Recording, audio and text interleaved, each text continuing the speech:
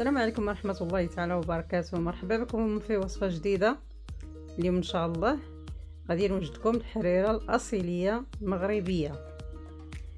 بقاو معايا باش تشوفوا المكونات ديالها، وان شاء الله غادي تعجبكم. عندها حريرة بسيطة جدا. ندوزو دابا المكونات ديالها ان شاء الله.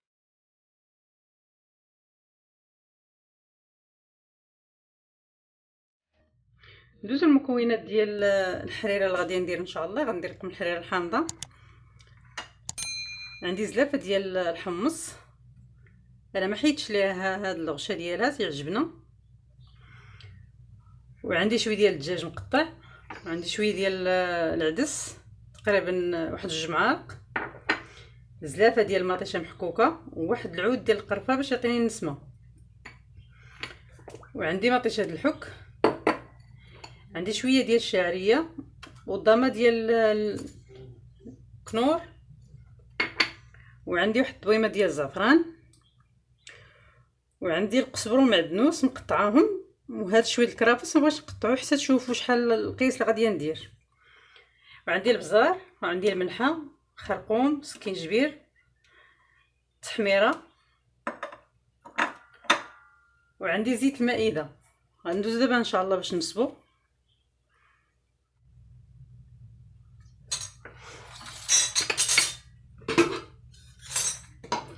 بسم الله.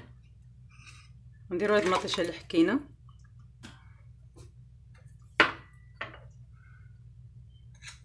هاد العدس راه غسلته ونقيته،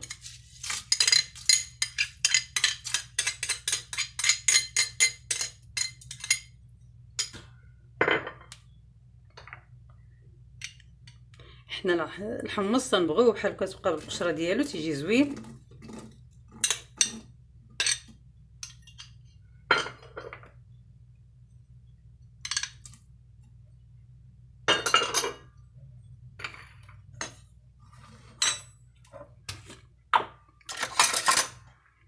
ندير العطريه،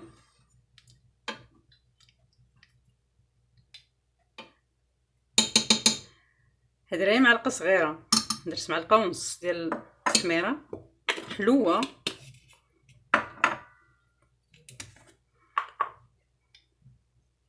ومعلقه ديال الخرقوم البلدي،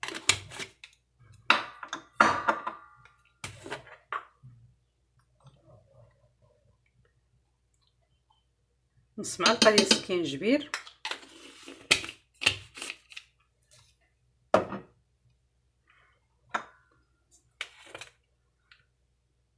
وراس المعلقه ديال البزار. هاد البزار عندي حار بزاف.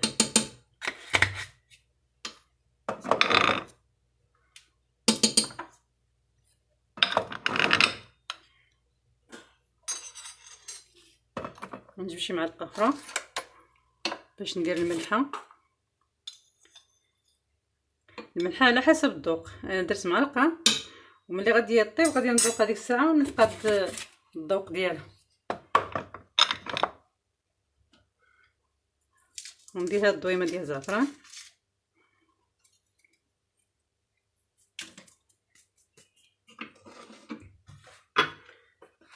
وندير شويه الزيت المائده،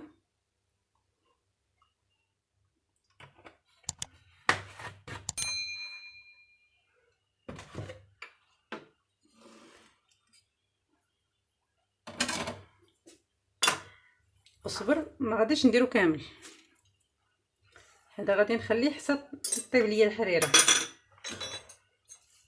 الكرافس غادي ندير دابا منهم ونخلي منهم شويه.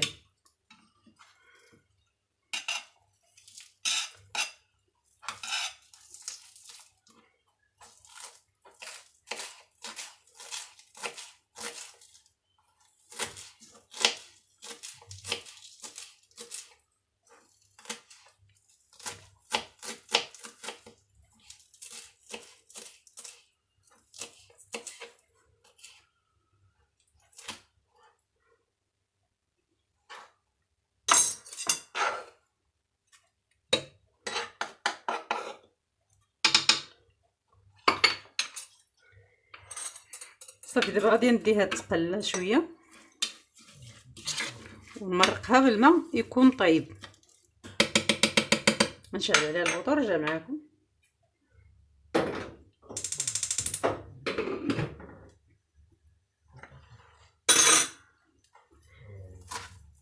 هاد القزبر ما غنديرو حتى ندورو الحريره.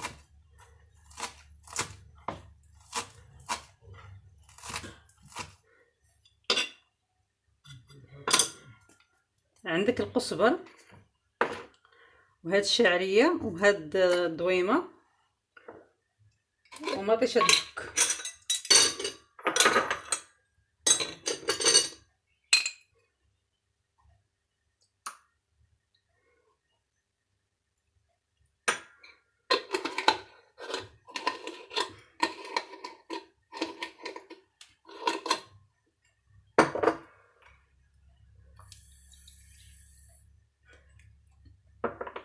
هاد مطيشه الحك طلقتها بشويه الماء.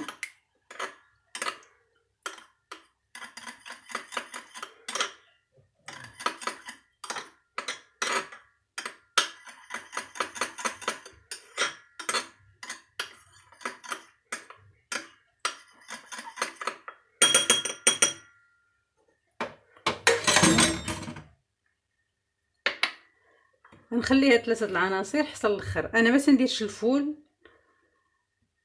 تيجي شويه ثقيل، تتقل ليا الحريره. وعندي شويه السمن ما جبدتوش، ما غاديش نديرو دابا، غنديرو حتى يطيب ليا الحريره. عاد ندير ان شاء الله السمن ملي تقلى، غادي نرجع معكم.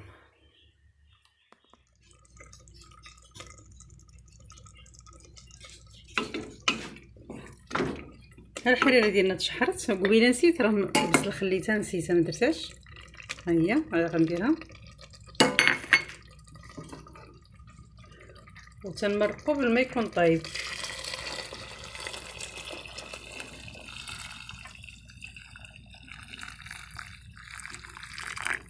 هاد المقادير اللي عطيتكم انايا راه هي ديال الكوكوط صغيره، تقريبا فيها 8 اولا 10 لتر. صافي دابا غنسد عليها حتى يطيب ان شاء الله. هادشي هي ملي طابت لينا الحريره ديالنا، دابا غادي نديرو الشعريه وغندير مطيشه الحك.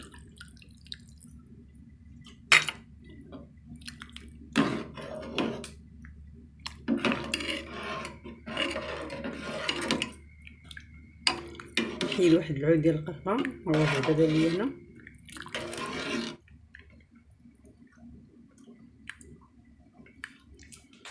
ها هو فين هو، ونحيدو.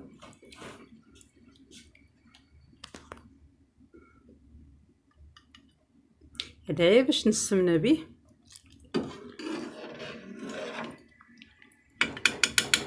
نخليها طيب هذيك الشعريه ونرجع ندورها ان شاء الله بالطحين.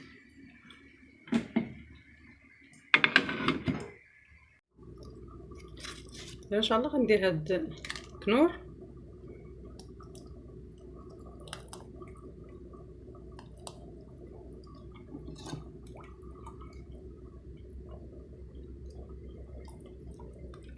وغادي نبدا ندورها بالطحين.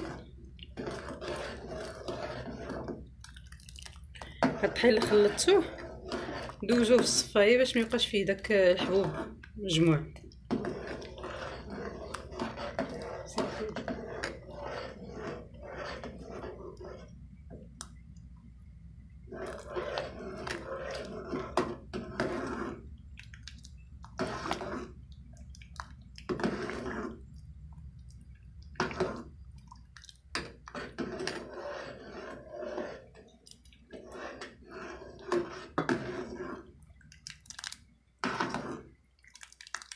صافي دابا غادي نخليها طيب.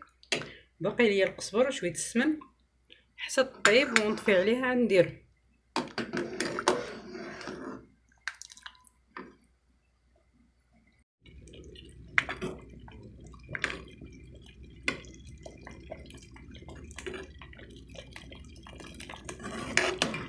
الحريره ديالنا طابت. دابا ندير شويه السمن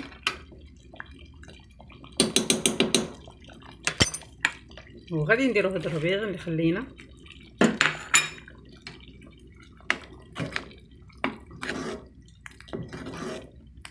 دابا غادي نطفيو البوطه ان شاء الله. صافي، وتتبقى ديك النسمه ديال الربيع وديال السمن تتجي زوينه بزاف.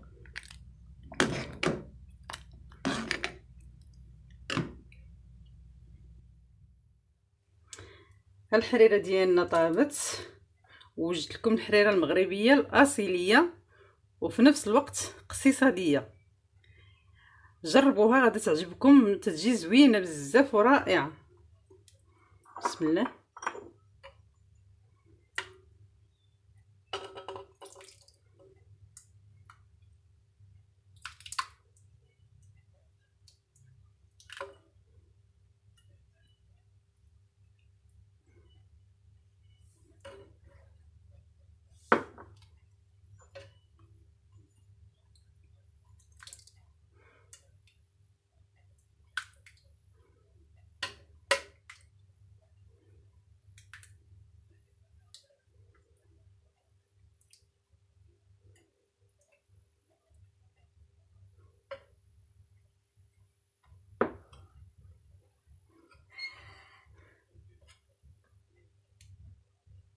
انا دوك المقادير اللي عطيتكم راه ديال الكوكوط صغيره ماشي كبيره.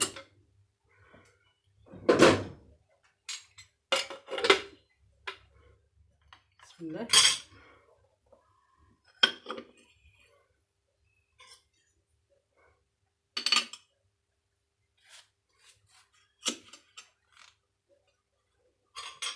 قدموا مع شويه الحامض، كاين اللي تيبغي الحامض.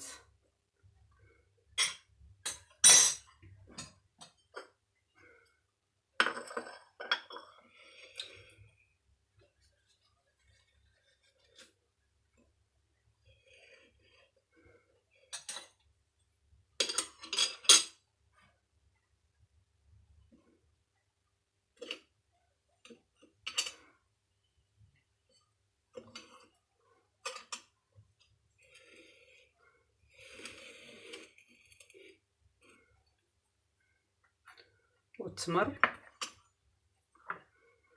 وشويه ديال البيض مسلوق.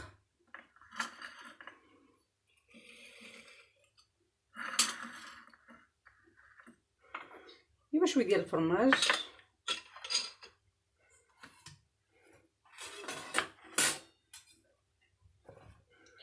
وانا قدمت مع شويه المسمن،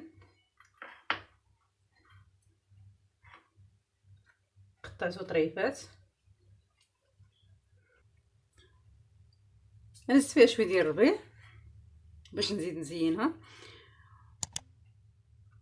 وعشاء اقتصادي في نفس الوقت. وانا هاد الحريره راه ما تنبغيش نقوي فيها بزاف ديال الكرافس وداك، تندير حريره اقتصاديه ولكن راها تتجي رائعه. انا مأكده الا جربتوها ما عمركم غتستغنيو عليها. والصحه والراحه.